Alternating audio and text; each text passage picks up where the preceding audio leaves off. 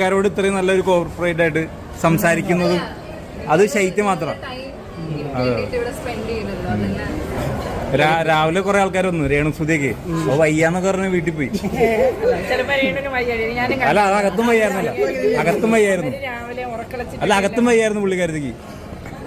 Big boss പിന്നെ പയറ് പോലെ കണ്ടായിരുന്നോ? അല്ല നിങ്ങളെങ്ങനെ സഹിക്കുക അവര്? നമ്മൾ പുറത്തുനിന്നിട്ട് ഓക്കെ ഓക്കെ പോട്ടെ.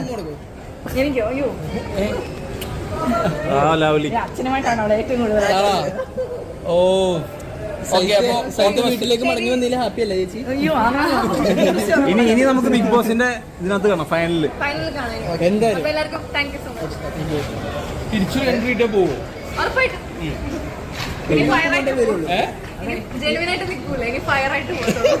ഇതൊരു തുടക്കം മാത്രമാണ്. പെട്ടി പൊട്ടിക്കണ്ട, ചിലപ്പോ വിളിക്കാൻ ചാൻസ് ഉണ്ടോ? 100 ദിവസത്തേക്കുള്ള ഡ്രസ്സൊക്കെ കൊണ്ടുപോയായിരുന്നു. അയ്യോ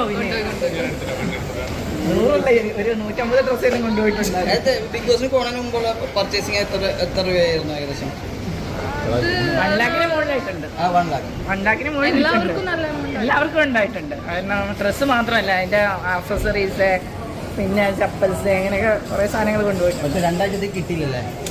25ാമത്തെ ദിവസം കൊടുത്തേ. 7 മണിയല്ലേ, നമ്മൾ ഒട്ടും എക്സ്പെക്ട് ചെയ്തില്ല അങ്ങനെ ഒരു പണി വരുമെന്ന്. ഡ്രസ്സിന്റെ കാര്യം പറഞ്ഞോണ്ട് പറയും, ജിസൈലിന്റെ ഡ്രസ്സിങ്ങിനെ കുറിച്ചിട്ട് ഭയങ്കര ചർച്ചകൾ പുറത്ത്. പക്ഷെ ഞാൻ പറയട്ടെ, അത് ഓരോരുത്തരുടെ പേഴ്സണാലിറ്റിയാണ് ബേസ് ചെയ്ത് നിൽക്കും, ഓരോരുത്തരുടെ കാഴ്ചപ്പാടും. അവർക്ക് കംഫർട്ടബിൾ ആയിട്ടുള്ള ഡ്രസ്സ് അവർ യൂസ് ചെയ്യുന്നു, നമുക്ക് കംഫർട്ടബിൾ ആയിട്ടുള്ള ഡ്രസ്സ് നമ്മൾ യൂസ് ചെയ്യുന്നു.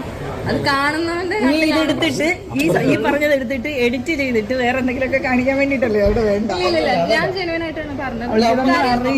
നമ്മൾ കാണുന്നവന്റെ പ്രശ്നമാണ്, അവർക്ക് ആ ഡ്രസ്സ്. എനിക്ക് മറ്റൊരു കാര്യം പറയാണ്, എന്റെ കൊച്ചു ഒത്തിരി ക്ഷീണിച്ചു പോയി, ഭയങ്കരമായിട്ട് ക്ഷീണിച്ചു. എനിക്ക് വളരെ കുറവാണ്, റേഷനാണെങ്കിലും വളരെ കുറവാണ്. ക്ഷീണിച്ചു പോയി. അതിൻ്റെതായിട്ടുള്ള രീതിയിൽ അഡ്ജസ്റ്റ് ചെയ്ത് നമ്മൾ ലൈഫ് മുന്നോട്ട് കൊണ്ടുപോകും. ഈ മേക്കപ്പ് ഇല്ലാതെ പിടിച്ചു കോംപ്ലിക്കേറ്റഡ് ആയിരുന്നു. എനിക്കങ്ങനെ മേക്കപ്പിനോട് വലിയ, ഞാൻ ഇപ്പോഴാണെങ്കിലും മേക്കപ്പ് ആകെ ലിപ്സ്റ്റിക്ക് മാത്രമേ ഉള്ളൂ.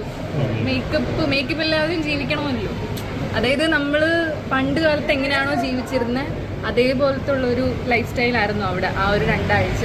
കാര്യം പൗഡറും കൺമഷിയും മാത്രം, അല്ലെങ്കിൽ എന്താ പറയുക, വേറെ ആകെ 2 ഡ്രസ്സ് മാത്രം, അത് തന്നെ കഴുകി നമ്മൾ വീണ്ടും യൂസ് ചെയ്യണം. അങ്ങനെ മേക്കപ്പ് ഇല്ലാതെ അതെനിക്കറിയില്ല, ഒരു മോഡലല്ലേ. അപ്പം പക്ഷെ പലരും ഞങ്ങൾക്ക് മേക്കപ്പ് ഇല്ലാതെ കാണാൻ പറ്റും. ഇതാണ് പോലെ ഒറിജിനൽ മുഖം ഞങ്ങൾക്ക് മനസ്സിലായി.